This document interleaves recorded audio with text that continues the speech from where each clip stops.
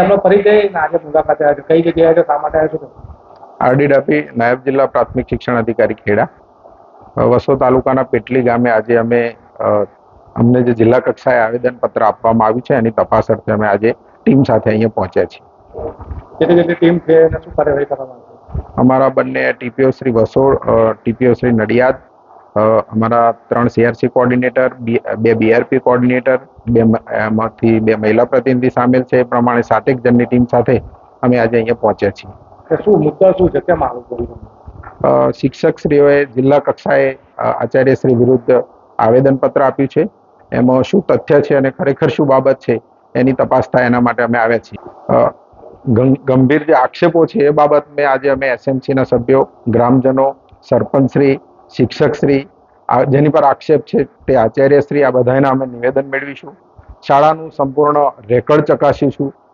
વિદ્યાર્થીઓની શૈક્ષણિક જે બાબતો છે એની પણ ચકાસણી કરીશું અને ખરેખર આમાં તથ્ય શું છે અમે જાણી અને આ રિપોર્ટ અમારો જિલ્લા શિક્ષણ અધિકારી, જિલ્લા પ્રાથમિક શિક્ષણ અધિકારી સાહેબશ્રીને સુપ્રત કરીશું.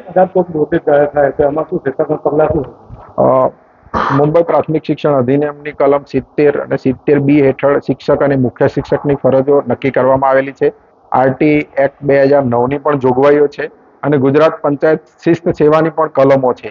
આ સમગ્ર બાબતો છે. કાયદાકીય બાબતોમાં કઈ જગ્યાએ એમની ભૂલ છે, ચૂક છે અને એનું શું લેવલ છે એ બાબતોને આધારે અમે અમારો તથ્યલક્ષી જે હકીકતલક્ષી અહેવાલ છે, રેકર્ડ આધારિત પુરાવાઓ છે એની સાથેનો અહેવાલ આદરણીય જિલ્લા પ્રાથમિક શિક્ષણ અધિકારી સાહેબને આપીશું અને એના આધારે ડીપીઓ સાહેબ નક્કી કરશે કે શું સજા કરવી. My school is one such future ready school where I understand each and every concept taught in the class and don't rote learn, where teachers don't just use books and blackboard to teach but use new ways of teaching and learning like audiovisual learning, activity based learning and group activities which enhances my conceptual understanding. My school also teaches coding, which is an important 21st century skill.